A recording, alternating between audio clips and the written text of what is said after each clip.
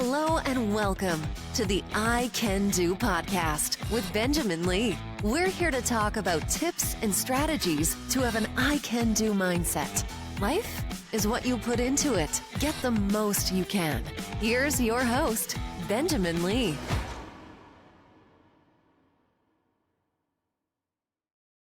All right, we are back. I Can Do podcast. So thankful and happy that you are tuning in wherever you may be. We have many listeners around the world, I believe 78 different countries right now.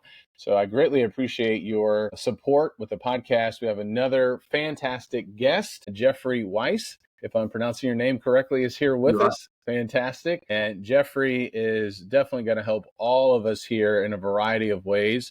And really excited to learn from Jeffrey. So we're just talking a little bit before we hit record, and we're going to dive right into this. So first, I just want to say, Jeffrey, thank you for being on the show and welcome to the show.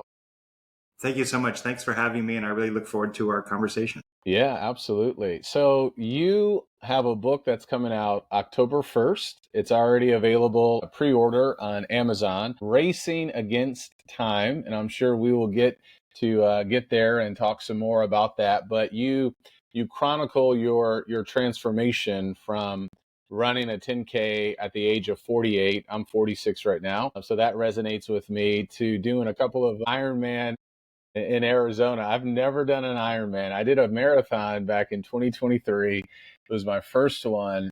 It was extremely challenging, so I'm always humbled when I hear people who have done a Ironman. That's just unbelievable. But it was a great accomplishment. So I'm always curious. Tell us briefly a little bit about yourself and where you are today and how you got to where you are today with publishing a book. And then we're going to dive into some thoughts on fitness, Audacity, and professional achievement. But walk us through a timeline, if you will, on how you got here today. Sure. Back when I was younger, I played tennis, and then after college, looked for a replacement sport, found weightlifting. But then I got married, had kids, had 4 kids, and the time pressures of raising kids, starting a career, fitness really took a backseat for me for quite some time. And then when I was in my late 40s, when I was about 40, so was helping my mom downsize after my father had passed away, and kind of realized, I think we always talk about, I'll get serious about my fitness, I'll get serious about my health when I have more time. And it kind of hit me that time has to be now. There's no more putting this off. And so took a running class, of all things. And the culmination of the class was running the Veterans Day 10K in Washington, D.C. in November of 2010. I had long had a goal of running a full 10K.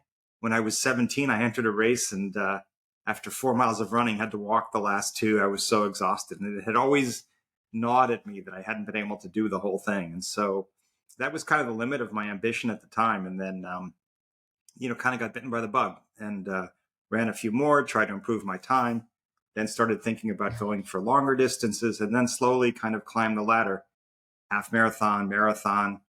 Ultimately, I got into ultra marathons, was cross training, climbed the ladder with triathlons as well, sprint to Olympic, to half Ironman, and then to the full.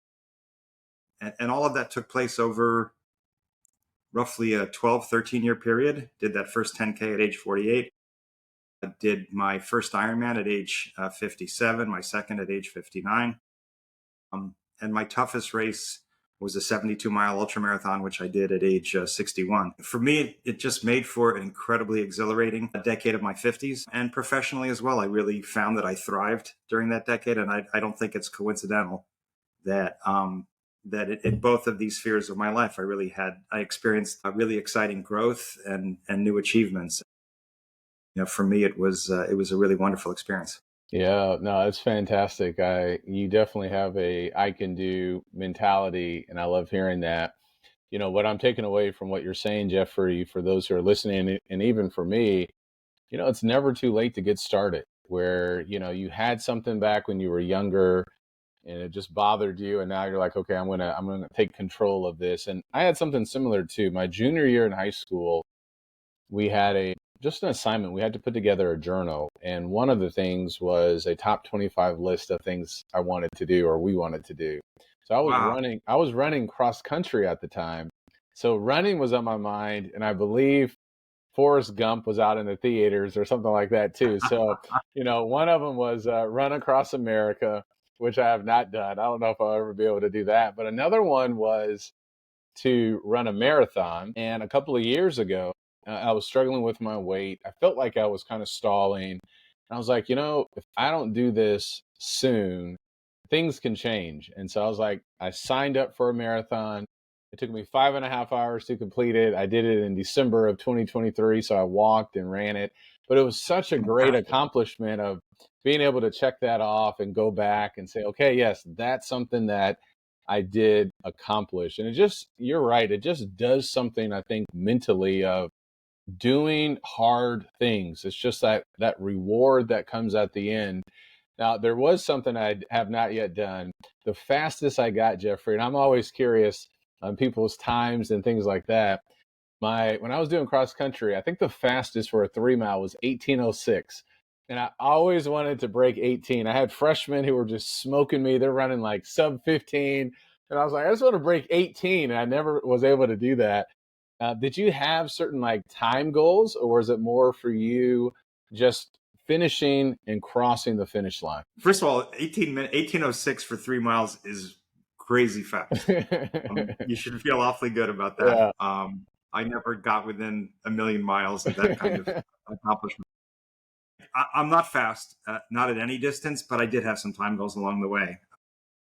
For the 10K, I ran the first one that I did at age 48. I ran it I think in an hour and 7 minutes, and decided, you know what, I'd love to break an hour. It took me, I think, 3 or 4 tries, and then I broke an hour, got down to just below 54 minutes. So that was exciting for me. My first marathon I ran at age 50, ran it about the same time that you did. I think mine was like 5:22. And then like 2 years later, I thought, you know what, I'd love to break 5 hours. And so I ran the Marine Corps Marathon in 2014 and ran it in 4 hours and 46 minutes and change. Wow. And in that race, I actually had 3 goals. One was to break 5. That was my C goal. My B goal was to break 5:50, and my A goal was 4:50. And my A goal was to break 4:45, which I missed. But I ran the Tokyo Marathon in 2024 and actually did finally nail that A goal. I ran it in 4:44:55. I made it by 5 seconds.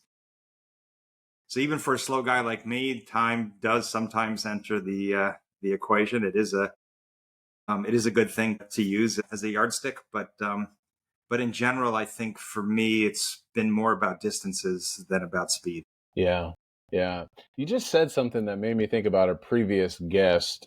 She's a running coach, Jessie, and she mentioned the same thing that you did. I'm curious, maybe you got it from the same place, the A goal, the B goal, and the C goal. Where did you get that? Did you just come up with that on your own, or is that part of training or coach training for runners?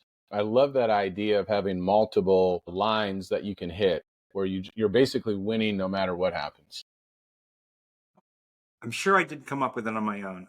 When I first started to get serious about fitness, I'm a big reader. I was reading everything I could get my hands on, different coaches, different books about running, memoirs, and learned a bunch of interesting things. I heard a quote once that really spoke to me. It was stupid people learn from their mistakes, smart people learn from other people's mistakes. And it's a little harsh, but there's some truth there. And so I think in something that I read, I came across this notion of having kind of descending goals or fallback goals in case things don't go perfectly, because of course there's a lot that we don't control on race day. We don't control the temperature. We don't control exactly how we're going to feel on that particular day. And if you go there with just a single goal and you don't make it, you really can have a feeling that you failed, even though in all respects, it probably was a pretty good experience. So having those fallback goals can really be a guard against that kind of experience. Yeah, I love that. Thank you for sharing that. And that's helped me out. I just mentioned it to somebody else here recently too. I can't remember who. And just having those multiple markers, I think, is a great way, not just in running, but in life. And that's really where I want to segue next. You have, or understand, or have seen, or I guess have lived this as well, the connection between fitness, Audacity, and I want you to talk more about what that is, and professional achievement. Can you walk us through this framework where start with fitness And how does this connect to Audacity and then to professional achievement?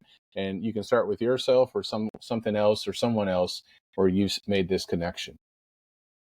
I think from my point of view, at least for me and my experience, what really struck me, I think part of it came from, there's a woman named Carol Dweck, professor from Stanford, writes about growth mindset and not placing these mental limits on ourselves, that I am not good at X. I'm not good at math. I'm not good at running. I'm not good at languages, whatever it might be.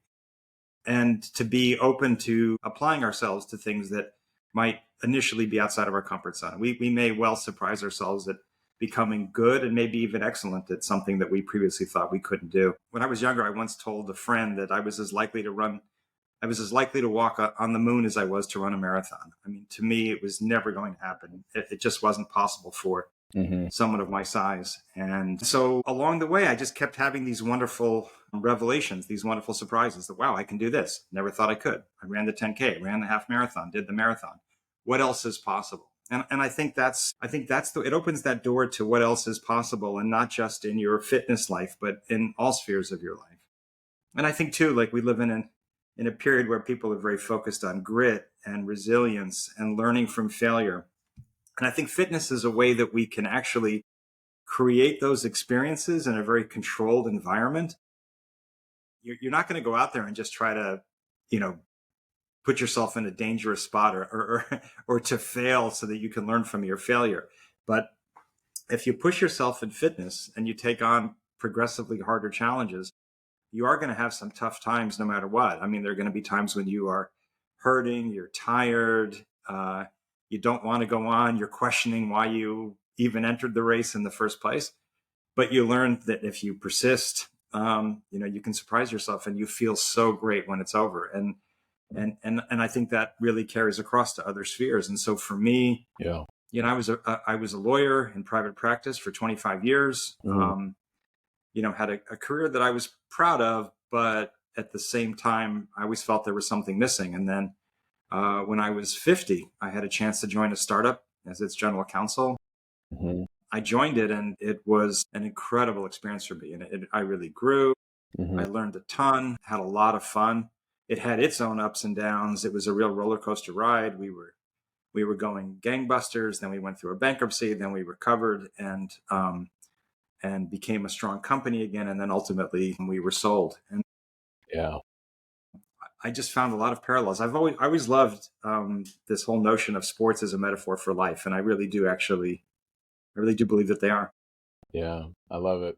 What is Audacity to you? Audacity is taking on challenges that are at the outer reaches of what we think we can accomplish. There's a business writer named Jim Collins who coined this term, a BHAG, a big, hairy, audacious goal. And he talks about these companies. I think IBM is one. I can't remember the whole list, but companies, maybe Kimberly-Clark was another, that were kind of middle of the pack companies, just, one of many in their particular industry.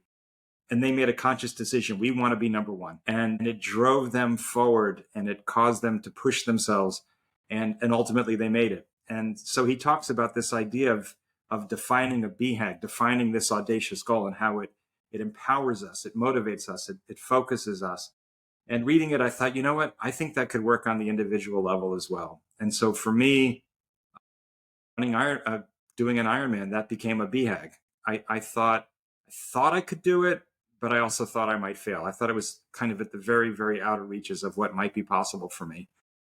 And so it was exhilarating when I was actually able to do it. And it doesn't always work. I mean, I tried an ultra marathon in South Africa in 2018, the Comrades Marathon, 56 miles between the cities of Pietermaritzburg and Durban. And they have these intermediate checkpoints. And I got cut at the last checkpoint before the finish after 51 miles of running and 11. Wow. After 11 hours, I missed it by a minute 44. Wow. So sometimes, you do come up short, but that's okay. I think that we shouldn't be afraid of those things, and we should learn from them. Yeah. What do you tell the person, Jeff, who is, though, afraid of setting a goal. I was just talking to someone. We went out to dinner. My wife and I had a double date with a couple, and the woman said, she's had something in mind she's wanted to do, but what if she fails? So what wisdom, advice, analogy, whatever the case may be, as you think about this acronym of BHAG, which I really like, of the person who's like right on that line or the border or the fence of, I don't know if I should have that audacity because what if I do fail? How would you answer that? I guess I'd give a couple of answers. I think one, I'm 63 now, and as I look back on my life, and I don't think I'm unusual in this way, the things that I regret are the things that I didn't do or the things that I didn't try. I don't look back and regret the things that I tried, applied myself to, and that ultimately didn't work out. Mm-hmm. And if you get to be 63, there are going to be some things like that in your life. That's just the nature of life. Yeah. So certainly I think most people that you might ask would probably tell you the same thing, that when they look back, the things that they're sorry about are the risks they didn't take, the chances that they were afraid basically to take. I think the other thing that I might say, and this is how I did it with comrades, I knew there was a good chance I wasn't going to be successful. And I was concerned that if I were to fail, I'd be bummed. And so I wanted, and this was something else that I had read once in some running book or article. They talked about, if you have this big goal race, set your next goal before you actually run that race. And that way, the moment you either fail or cross the finish line, either way, in both instances, you're at risk of kind of a letdown. You can immediately refocus yourself on your new goal. And so before I tried Comrades, I told myself a year after Comrades, I'm going to try a half Ironman, and a year after that, a full Ironman. And so that part I was able to complete. So that failure very directly became my springboard to Ironman, which at the end of the day, I think I value much more than I would have had I finished that ultra. So yeah, I would be mindful of the fact that I think she would be sad if she tried and she failed. And I think there are ways to deal with that and to think through, okay, so what will I do if I fail and how will I respond to that? But I think she will have greater regret if she doesn't try it. I think she'll look back and ask herself years from now, I should have done it. I think I could have done it and wish I had. I love that. I want to take an exit ramp real quick. I want to come back to what we're talking about with Audacity. Clearly, you're living pretty intentionally where you already have a goal for another race before the race that you're getting ready to prepare for, which I absolutely love. Can you walk me through what does that look like for you with goal setting? And, there's lots of different things that are out there. How many goals do you have at a certain time? So I'm using the Full Focus Planner by Michael Hyatt. I really love that planner. I've used it for a number of years. So goals are broken up into quarters and, no more than 2 goals or 3 goals per quarter. What are you doing right now with different goal setting? It doesn't have to just to be in running. It sounds like you have this in your life as a whole, launching or assisting a company that's recently has been sold as well. Walk us through that. That's a great question. I do like to think in terms of long-term goals. For example, with running, my current goal is to do the original 6 world major marathons: London, Tokyo, Berlin, Chicago, Boston, New York. I go to Berlin later next month to run that race. That'll be the 3rd of the 6th. My goal is to finish all 6 by the fall of 2027. I think, for me, writing has always been a source of these kinds of longer term goals. I wrote my first book in my 30s in 1998, my second in 2022, and this is my 3rd, and already starting to think ahead to the next one. And I like that. I like the feeling. To me, goals give me a feeling that my life has adventure, that I'm still climbing new mountains, and that I'm on a journey. And this whole concept of being on a journey to me is so exciting. Yeah. Like, I'm not just standing in place. I'm not just watching as life passes me by, but I'm living an adventure. I'm on a journey toward an exciting destination. And I know I'll be happy when I get to that destination. And I know that won't be the last one. I'll come up with another one for after that, and so on down the line. Mm-hmm. It makes me feel young in the emotional sense that there's still cool stuff out there waiting for me as long as I apply myself. Yeah. Yeah. You got me fired up, Jeff. I love this. You mentioned Carol Dweck. I have that book. I've been recently listening over and over on Audible to a book called Become Your Future Self Now by Dr. Benjamin Hardy. He does a lot of writing as well now with Dan Sullivan, who I believe co-founded Strategic Coach out of Canada. But he mentioned that idea from Dr. Carol Dweck's book on fixed mindset versus, I think, open mindset. So that really resonates with me as well. And I think you're right. He talks about this idea of this mountain that we're running towards and not allowing things that will not move us toward that mountain. So those 6 marathons, I believe, that you mentioned that are all around the world, or this third book that you're writing, right? You just keep moving forward toward that mountain. And I think that is something that's so important for all of us, particularly, I don't know if maybe I have thought about that before, but the idea of adventure. I think sometimes people think goals, it's kind of tedious and I got to track it and I got to measure it. And what if I don't hit it? But I love that framing of, well, no, this is actually making my life more adventurous. So thank you for sharing that. That helps me out tremendously. Audacity is something that's a part of you. You've written 2 other books. Can you share what the titles of those 2 other books? And we'll get to your next book here in just a moment. The first one was called I Am My Brother's Keeper. And it's the story of about 1,000 or so World War II veterans, mostly from the US, some from Canada, who in 1948 went to the newly proclaimed state of Israel, which the day that it was declared, it was invaded by 5 of its neighbors. Basically, they helped create they helped create the army. They helped create, in particular, the Air Force, and really made a huge impact there. Flying World War II surplus planes, and these were men who had served in the Pacific and the European theater. So that was to me quite a fascinating story. And then in the course of doing the research for that book, I came across the story of one individual pilot who really fascinated me, a guy named Stan Andrews. He was a brilliant student. He was an artist. He was a writer. In World War II, he flew bombers in the Pacific theater. And then he went to Israel, was one of the first fighter pilots, actually designed the logo for the squadron, which to this day, Wow. that squadron still exists, and they continue to use his logo 75 years later. And so I found his story to be, utterly fascinating. And it took me like 15 years to track down all of the details of it. Wow. But so that really was like a quest. And that book came out in 2022. It's called Fighting Back: Stan Andrews and the Birth of the Israeli Air Force. So Wow. So yeah, the first one probably straight military history. The second more of a biography. Yeah. And then the current one, a memoir. Yeah. Well, I have some books then that I need to add to my library. I love books.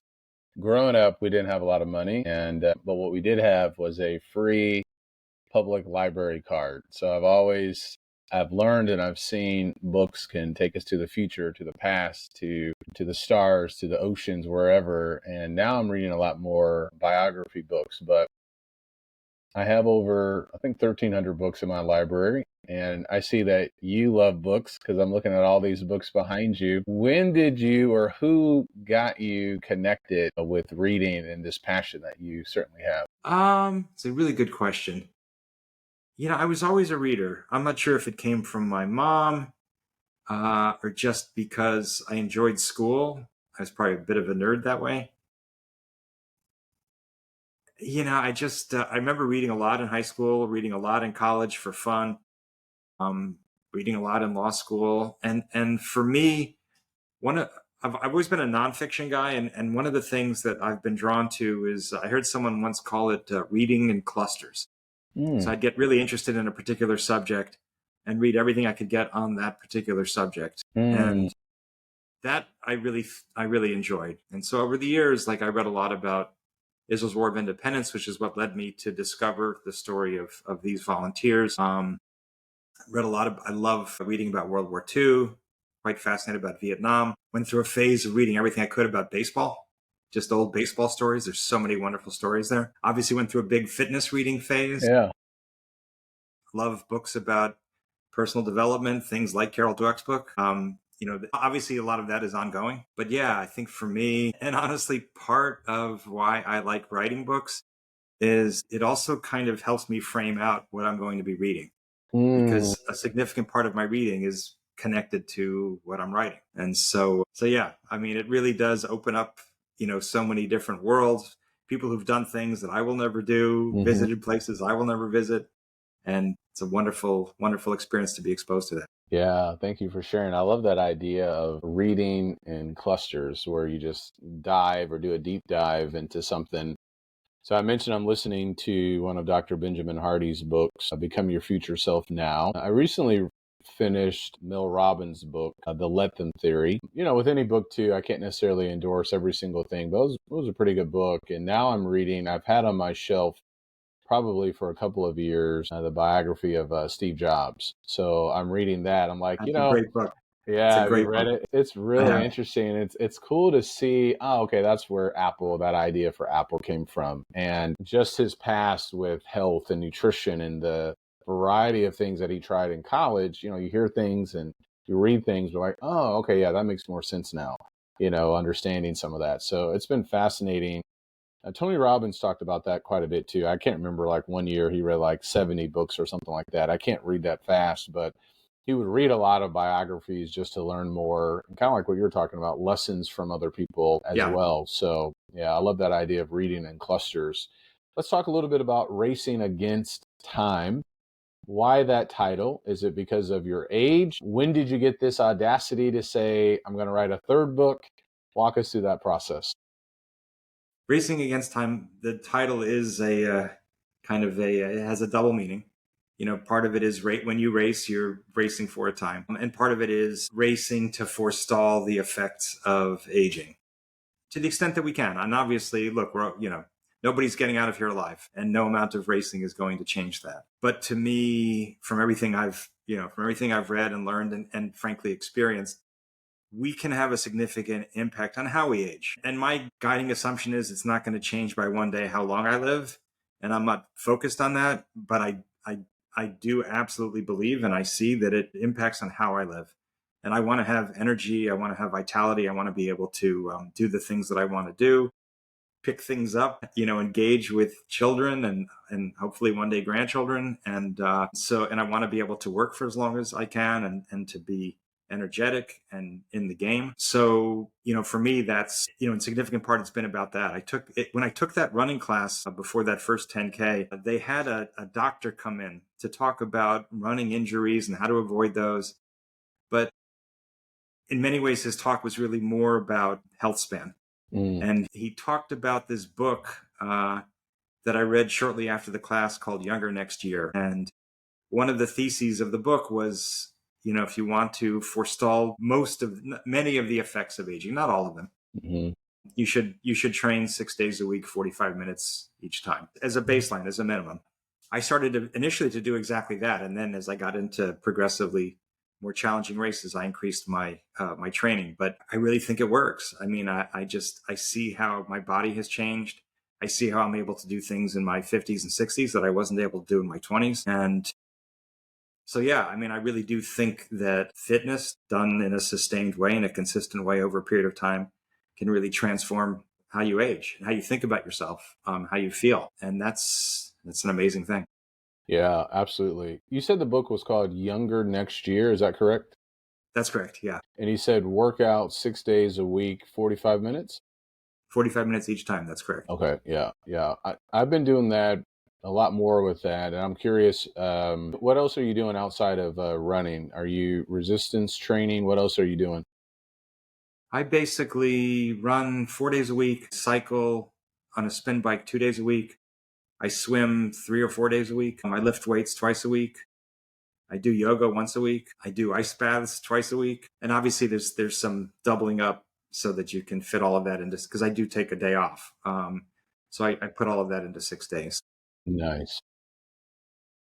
Because, I think most of us who are serious about this stuff, you have to cross train. You can't just do one sport all the time or you risk injury, especially if that sport is running. You can't running 6 days a week. I think for most of us, that's not really a sustainable thing to do. And that ultimately is what led me into triathlons, because it was like, well, if I'm already cycling, running, and swimming, I should try one of these races. That could be kind of fun. But yeah, so that's kind of how I approach it currently. How are you measuring, or are you measuring like body fat? Are you doing DEXA scans? I'm sure you're doing your blood work and things like that. What other types of measurements are you doing? Do you have a Garmin watch to recover, or some kind of ring these days to, just see how your sleep is and things like that? But what resources that you could I've got share? I've Yeah, got an aura ring. yeah. Okay, there it Um, is. Yeah. I did a DEXA scan once years ago, but I haven't done one recently, and Okay. probably should take that more seriously. I do get blood work on a regular basis. Yeah. I do find, a tracker, and obviously there's multiple different ones out there. I do think they're pretty effective. Well, I think it depends. I think for me, what I like about the ring is that it has caused me to make changes. I think if you're just getting data and you're not actually doing anything in response to the data, it may not really be worth it. It might just make you feel bad about yourself. But I've been able to work on my sleep numbers by seeing them and experimenting and seeing what seems to help my sleep. Because I think for me in the last few years, I've decided to really focus on some of my weak points. That's why I've started to do the yoga, because my flexibility is not what it ought to be. It's why I got the ring, because my sleep is not as good as it could be. And so, yes, I'm just trying to take on, kind of some additional work to focus on things that could stand to improve. Hmm. Yeah, I have a Garmin watch, and I've tracked sleep at least 4 years now. So it looks like a Wow, sweet spot for it's me fantastic. is about 6.5 hours. I rarely can get 8. I don't know about you. I'm always curious, but six, like anything less than 6 hours, I can feel the effects. Are you doing anything else with your sleep? Any kind of particular mattresses? Are you working out in the evening time? I know sometimes that can affect sleep. Any other tips or strategies that are helping you to improve your sleep quality? The things that I've implemented, like within the last year, are I always work out in the morning. I never work out in the evening. Yeah, me too. I stop eating about 3 hours before I go to bed. I turn the temperature down to like the high 60s. I stopped using like a heavy duvet and have a different kind of blanket. Mm. I can't remember what the material is, but I heard someone on a podcast, an expert on sleep, talking about you really don't want something that's just going to make you toasty in there. I mean, you don't want to be in there shivering, but um, I've got white noise in there. I keep the room quite dark, uh, and it's definitely helped. And by the way, I don't sleep 8 hours a night. I don't really get all that close to it. And I think we're all different. I truly don't think I need 8 hours of sleep a night. I think where you're at is probably about where I'm at, 6.5. I think, if I can get 7, I think that's magnificent. But 6.5 is probably more typical for me. Hmm. And I'm trying to be consistent with both my bedtime and with my getting up time, which also seems to be an important thing to do. Hmm. But yeah, I've just been doing a lot of experimenting with the sleep, but in general, just trying to treat it as an important part of my life that I can't just take for granted and have to actually be mindful about how I'm approaching it. I majored in kinesiology, so I'm always fascinated with these kinds of conversations. Supplementation, I'm curious, what's in your cabinet? Vitamin D is a go-to for me. I've used creatine throughout the years. That's the most researched supplement probably that's out there. There seems to be some cognitive benefits with it as well. Water, hydration, obviously. Any supplements, caffeine? If so, what kind of caffeine do you consume? I do take vitamin D. Creatine, I've been inconsistent with, honestly. I think the science is good on it, and I should do it. It's. I was getting good about a post workout recovery drink with creatine, and then I kind of stopped doing it and need to get back on it. I'm looking over it at the big jar of it as we're chatting. And in the spirit of this conversation, I will try to pick it up again tomorrow. And then, I take gels. I take them pretty frequently when I'm working out, like every 20 minutes. And a lot of them, I alternate between ones with caffeine and ones without caffeine. Yeah, what particular brand, if you remember? Yeah, I use goo gels. Um, and I've always had kind of a sweet tooth. Hmm. And there's a brand actually called, I think it's Miritan, that's flavorless. And some folks are really into that. They have like flavorless with caffeine, flavorless without caffeine. And I had that once in a race. It was kind of interesting, but I'm more of a sucker for There's an orange one that I really like. There's a salted caramel that's great. There's a s'mores one that's really delicious. And in fact, in ultras, I'll often go for candies Nice. because you look forward to eating them, and you need to be stuffing calories into your body. You're burning a lot, and you don't want to. They call it bonking. I mean, you don't want to reach that point where you just are out of gas. You're out of calories, and Yeah. you just feel overwhelmed with kind of fatigue and weakness and defeat. And so I like the sweet flavors. Yeah. There's a supplement called UCAN, that I first Seen heard. that. Yeah, it's actually really good. I first heard it on Tim Ferriss's podcast. A family made it for their son. I believe he had or has type 1 diabetes. So it's more of a starch, but when I used it in the marathon, it worked out quite nicely. I didn't have any stomach issues or anything like that, and I used it leading up to it. So that's another recommendation for you or for those who are listening as well. I'm always curious about things that people are doing. You mentioned in some information you sent to me with your book and some endorsements, Dean Karnazes. I'm not saying his name correctly. Karnazes. And if I'm remembering correctly, I remember when I was. This is like the early 2000s when he was starting to do some long distance running. Am I remembering? Is that the same guy who started, he ran like a marathon and ordered, or not a marathon, ran like 30 miles and ordered a pizza and had it Pizza. delivered to him on the side of the road? I remember that. I may have been eating pizza when I read his book. So it probably made me feel a little bit guilty. He was running while I was sitting on my bed eating some deep dish Chicago style pizza. But I just find it fascinating. His story was so motivating and encouraging. It's I was so crazy. thrilled with that. Yeah, no, I mean, his book, Ultra Marathon, is it Ultra Marathon Man, Confessions of a Midnight Runner? Yes, And yes, that's it. that was one of the first fitness books that I read, or running memoirs that I read, and Yeah, it blew me away yeah. and really inspired me. He did something there too that I ended up doing on a much smaller scale than he did, which is I think he needed to do like a 40-mile training run or something. And so he ran like 13 miles to the start of a marathon and then ran the marathon. I thought that was really cool. And so when I was getting ready for that first comrades in South Africa, I needed to do a 50K. I needed to do a 31-mile run. So I basically ran 4.8 miles to the start of a marathon and then ran the marathon. Um, and and it was definitely inspired. Or I got the idea definitely from reading his book, but I loved his stories, and he's still out there killing it. Yeah. The guy's amazing. He looks He's great, he's a machine. and a really good guy. Just amazing, really Yeah. amazing. Yeah, I love that. I do want to ask you another question. 72-mile Midnight Express Ultra Marathon between the ages of 57 and 61. First, it's hard to comprehend 72 miles. What's that, almost 3 marathons? Second, walk us through running in the middle of the night. What were the biggest challenges? When did you hit the wall? How were you able to persevere and complete that? The running through the night part was great because the race started at night. It started at 9 p.m. So, I kind of chilled all day long, lying in bed with my feet up. Race starts at 9 p.m.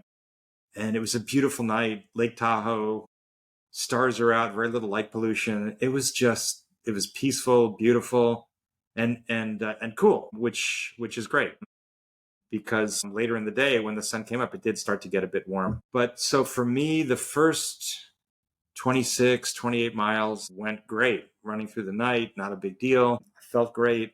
I had a friend who was supporting me, so like every 9 miles, he would meet me in a car to replenish my food, my hydration, and all of that stuff. And at about the 28, 29 mile mark, I started to have intense left knee pain and didn't think I could actually make it, and actually decided to drop out of the race. But I was at the bottom of this hill, and I was walking up the hill, and I thought to myself, there's no rush to quit. You can quit later. Like, just make some adjustments and just see how it works. And so I made some adjustments, started to feel a little bit better, and I just kept moving forward.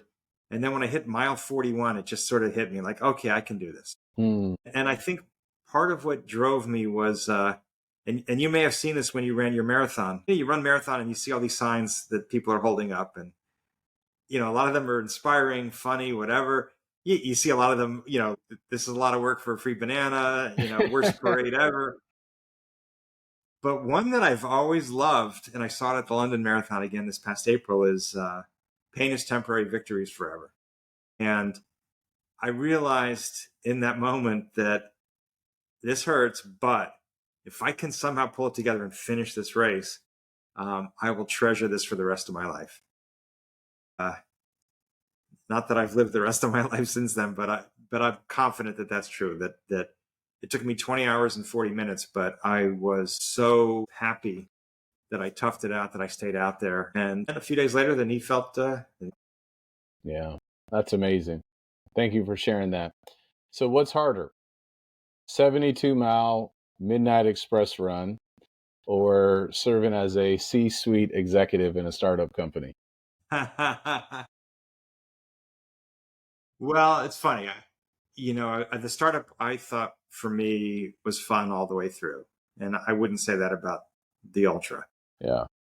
But of course, I mean, I was with that company for 11 years. That's a lot of, it's a lot of ups and downs, and it's a lot of consistency that you need to maintain over a long period of time, and you need to deal with a lot of different things that pop up. So for me, these long races kind of collapse life into a much more manageable period of time, and so you get it in a you get it kind of in an accelerated way. You get ups and downs.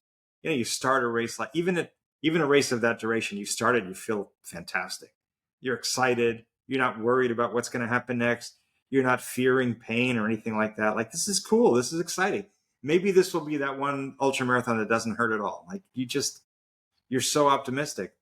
And then, things get tough, and then you think, oh my God, how am I going to make this thing? And in some ways, it's the same way in business. Like, you get started and it's like anything is possible. We could do all sorts of extraordinary things. Then you start to hit some obstacles and you have some setbacks. And some people basically say, okay, this is it. Like, this isn't going to work. I'm going to go do something else. And, the company at one point had about 160 employees. And then a few years later, we were down to 15. So, you need a lot of staying power to persevere through that. But I enjoyed it. I loved being part of a team. I loved working with other folks. It was great, and that's not an experience that I've tended to get in endurance sports. That for me has been almost entirely solitary. So yeah, that's the part of the business world that I especially enjoy. Yeah. Jeff, I'm going to have the audacity to ask. You can tell me no. I am curious. Can you share what company this was? It was a company called Enjoy. It's a very long story. But yeah, it was one of the early e-cigarette companies. And in 2022, it was one of the very first companies to get its products authorized by the Food and Drug Administration, and so that was quite a journey. Yeah. I joined in 2012, and the company actually went through a bankruptcy in 2016. I was actually president through the bankruptcy, just kind of to try to hold the team together, and then went back to being a general counsel after the new company emerged following the bankruptcy. Yeah. So for me, it was great. Done right, it's an incredible technology for adults who smoke and who can't or are unwilling to quit all use of nicotine, because the nicotine in cigarettes is addictive, but it's not the component that causes disease and premature death. It's all of the other byproducts of combusting tobacco. So that's the logic. That's the idea behind e-cigarettes, to give smokers the nicotine that they're addicted to in a form factor that's familiar to them, through a route of administration, inhalation, that also is what they're accustomed to, but without burning the tobacco leaf and giving them dozens of carcinogens, carbon monoxide, formaldehyde, and all sorts of other terrible chemicals. So our products were ultimately authorized under a standard called Appropriate for the Protection of Public Health. And for me, I was extraordinarily proud to have been part of it. Yeah. Thank you for sharing. I appreciate that. I think we could talk probably for a few hours. I love your energy, your passion, your intentionality. This has been a great conversation for me. I think it's coming at the right time. I've been pondering, should I do another marathon? Maybe I should do something further than a marathon. I've already done a marathon. So part of me is, well, I've done the 5Ks, 10Ks, halves. Now I've done a marathon. What potentially could be next. So you're helping me to kind of supercharge and kind of think beyond and not have a fixed mindset. What other thoughts would you like to leave with the audience? Tell us when your book is going to be launched or available. I know it's pre-order, where they can find it, and how else we can help support your movement. The book is called Racing Against Time. It's available for pre-order on Amazon and is officially released on October 1st. Obviously for me, Ironman ultramarathons have been a wonderful experience. It's not my intent to tell people you should do Ironman or ultramarathons or marathons or anything in particular.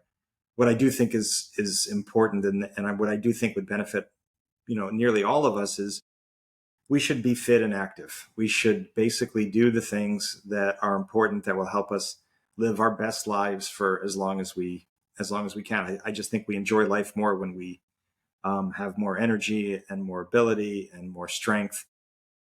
And so I think each person has to define for themselves what that activity is going to be. It could be yoga, it could be swimming, it could be Pilates, it could be a million different things. And there's no magic to what I chose. It spoke to me in some way that at times I'm even at pains to explain why it speaks to me, because I'm a strong runner, but I love it. I love that I can do it. And it makes me feel good, particularly at the end of a race. But everybody should figure this out for themselves. They should find their own Ironman or their own ultramarathon, whatever really makes them happy. But I do like the idea of goal setting. I do think that activities like races can help us shape our training, focus our training, give us something to train for. But not everybody needs that motivation. Other people can just be like, I train to train, and that's enough for me. I don't need to have something particular that I'm training for. And that's fine. I think people who are intrinsically motivated like that, I think more power to them. But yeah, I just want to encourage people to, take this stuff seriously in some fashion that speaks to them. I think, we have a lot to say about how we age. We don't completely control it or really anything in our lives, but we do have a significant ability to impact it, and I think we should take advantage of that. Yeah, well said. Jeff, you have been a great blessing to me. Thank you so much for being on the show. You are a strong runner, and you're strong in so many more ways. So I appreciate your strength and sharing that and putting it now in book form to inspire people around the world. So be sure to pick up his book and look forward to hearing about more of your success, Jeff. Thank you so much. Thank you so much for having me. I really, really enjoyed our conversation.